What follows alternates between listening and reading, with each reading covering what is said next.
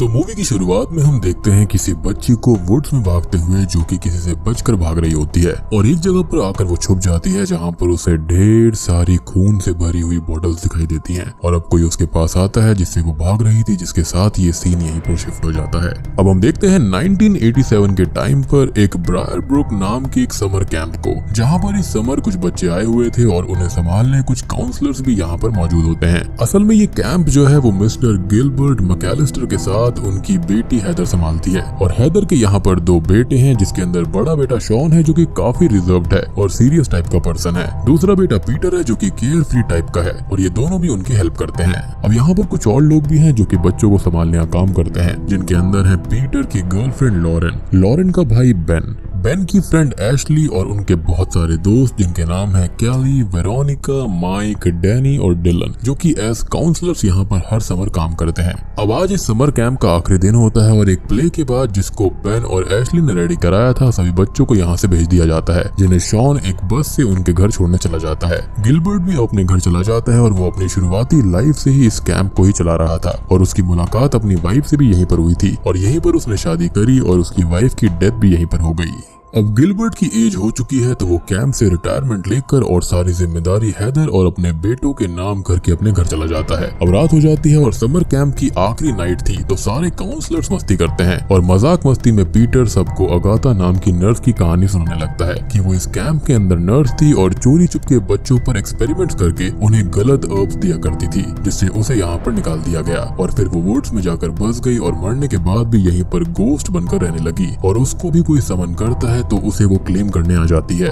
अब पीटर यहाँ पर मजाक में सबको बोलता है कि उन्हें अपनी फिंगर को पिंच करके खून निकालना होगा और अगाथा का नाम बोलना होगा, जिससे वो उनको क्लेम करने आएगी और उनके हिसाब से ये एक मिथ था, तो सब लोग ऐसा ही करते हैं मजाक मस्ती में, लेकिन यहाँ पर बेन ऐसा नहीं करता। दूसरी तरफ हमें शॉन को दिखाया जाता है जो कि बच्चों को छोड़ने जा रहा था, लेकिन रास्ते में उसकी बस खराब हो जाती है और वो उसे नोटिस करता है कि सभी बच्चे सडनली चुप होकर बैठे हैं और अचानक से गायब हो जाते हैं, जिससे शॉन परेशान होकर उनको ढूंढने लगता है, लेकिन वो कहीं नहीं मिलते और थोड़ी बहुत आवाजें उसे आती रहती हैं और वो आगे उनको ढूंढने निकल जाता है। आगे जाकर भी उसे बच्चे नहीं मिलते, ना ही कोई मदद मिलती, लेकिन वहाँ पर एक फोन बूथ मिलता है जिससे वो अपने ग्रैंडफादर गिलबर्ट को कॉल कर देता है और कॉल करके वो उनको मदद के लिए बुलाता है। इधर कैली अकेली खड़ी हुई थी कि तभी उसके पास में डैनी आता है जो कि उसको पसंद करता था और उससे थोड़ी बहुत बात करके उसको किस करने लगता है, लेकिन कैली इसके लिए तैयार नहीं थी, तो वो वहाँ से चली जाती है और डैनी वहीं पर खड़ा रहता है, जिससे कुछ अजीब सी प्रेजेंस वहाँ पर फील होती है। अब कैली यहाँ पर वापस आकर सबके पास बैठी ही थी कि तभी बेसुध सा डैनी वहाँ पर आ जाता है और कैली को पत्थर मारने लगता है। वो कैंप फायर में उसको पटक देता है, जिससे कैली की वहीं पर जान चली जाती है।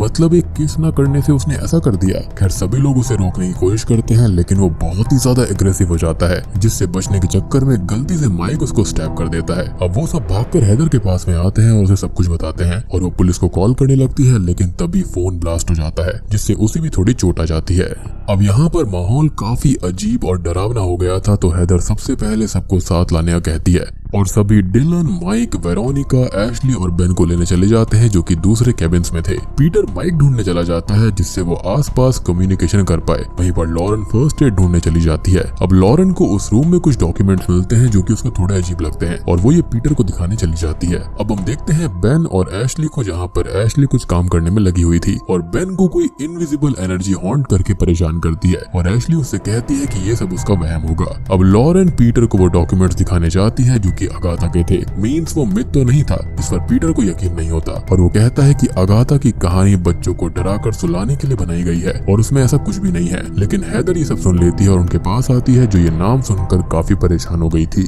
दूसरी ओर हम देखते हैं वेरोनिका, माइक और डिलन को, जो कि बेन और एशली को ढूंढ रहे थे कि तभी डिलन वेरोनिका से कुछ उल्टा सीधा बोल देता है, जिससे गुस्सा होकर वो आगे चली जाती है और माइक के साथ उसकी हाथापाई होने लगती है। लेकिन तभी उन दोनों को वेरोनिका की चिल्लाने की आवाज आती है और वो दोनों उसके पास जाते हैं, तो यहाँ पर बहुत सारी खून की भरी हुई बोतलें लटकी हुई थी और वेरोनिका जख्मी हालत में पड़ी थी, जिसकी जीभ कटी हुई थी, जिसे देखकर वो दोनों बहुत ज्यादा डर जाते हैं। अब हम देखते हैं हैदर को, जो कि पीटर और लॉरेन को, जिन्हें हैदर अपनी कहानी बताती है कि बचपन में वो अपने दोस्तों के साथ इसी समर कैंप में आया करती थी और एक बार उसका सामना अगाथा से हुआ था, जिसने उसे और उसके दोस्तों को कैद कर लिया, उनके ऊपर एक्सपेरिमेंट करने की कोशिश करी और उन्हें हॉन्ट किया, जिसका एक ट्रॉमा आज भी उसके अंदर है। और यही रीजन था कि हैदर अगाथा का नाम सुनकर बहुत घबरा गई थी। खैर अब तभी वहाँ पर शेरिफ आता है जो कि हैदर का बचपन का दोस्त है और उसके साथ वो बचपन में कैंप में भी आया करता था, जिससे वो लोग मदद मांगते हैं और वो हेल्प के लिए कॉल करे, लेकिन उससे पहले ही उसकी कार और मैसेज डिवाइसेस बंद हो जाते हैं। अब वहाँ पर भागते हुए डिलन और माइक आते हैं जो उन्होंने देखा उसके बारे में उनको बताते हैं कि वहाँ पर कोई रिचुअल जैसी जगह थी, जिसे सुनकर लॉरेन कहती है कि ये अगाथा का ही काम है। और अगाथा के बारे में सुनकर शेरिफ बहुत परेशान हो जाता है, एज उसको भी बचपन में अगाथा ने हॉन्ट किया था, जिससे उसने बड़ी मुश्किल से अपनी जान बचाई थी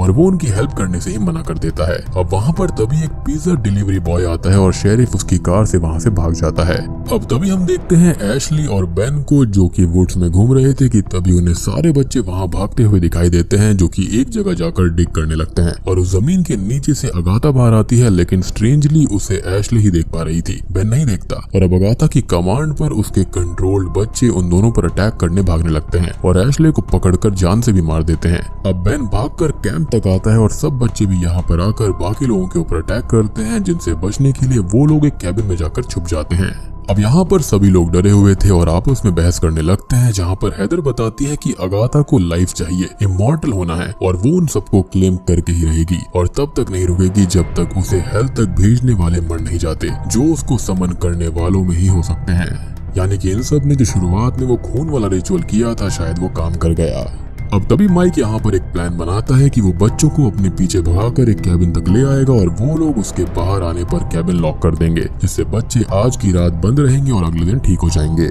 यानी कि उनका हिप्नोसिस या फिर पोजेशन अगाथा से टूट जाएगा। अब वो ऐसा ही करता है और बाहर भागता है, जिसका पीछा करते हुए बच्चे आते हैं, लेकिन कैबिन में जाते ही बच्चे उसे पकड़ लेते हैं और डिलन को लगता है कि वो इन्फेक्टेड हो गया होगा, तो वो उसे वहीं कैबिन में बच्चों के बीच में छोड़कर डोर को लॉक कर देता है और लॉरेन उस पर गुस्सा करती है, लेकिन वो माइक को बाहर लाने से मना कर देता है और सभी बच्चे माइक को खत्म कर देते हैं। अब वो सब एक साथ कैबिन में होते हैं और पीटर बाहर से आता है, जिस पर एक बच्चा अटैक कर देता है जो कि बाहर ही रह गया था। और तभी गिलबर्ट और शॉन वहाँ पर आ जाते हैं और गिलबर्ट उस बच्चे के आसपास शूट करता है और अगाथा उस बच्चे को लेकर वहाँ से चली जाती है। अब वो पीटर में बहुत ज्यादा गुस्सा करता है कि उसने बहुत बड़ी गलती कर दी है, जिस पर वो कहता है कि उसे नहीं पता था कि अगाथा सच है और सब कुछ इतना आगे बढ़ जाएगा। खैर अब गिलबर्ट सबको अगाथा की असली कहानी बताने लगता है, जिसके अंदर सालों पहले जब उसने कैंप शुरू किया था तो वो अपनी वाइफ के साथ यहाँ पर रहता था और एक दिन कैंप के लिए एक नर्स जॉब अप्लाई करती है, जिसका नाम अगाथा ही था। वो उसे जॉब पर रख लेते हैं और अब धीरे धीरे उसकी वाइफ की तबीयत खराब होने लगती है, जिसकी सेवा अगाथा करने लगती है, लेकिन कोई भी सुधार नहीं होता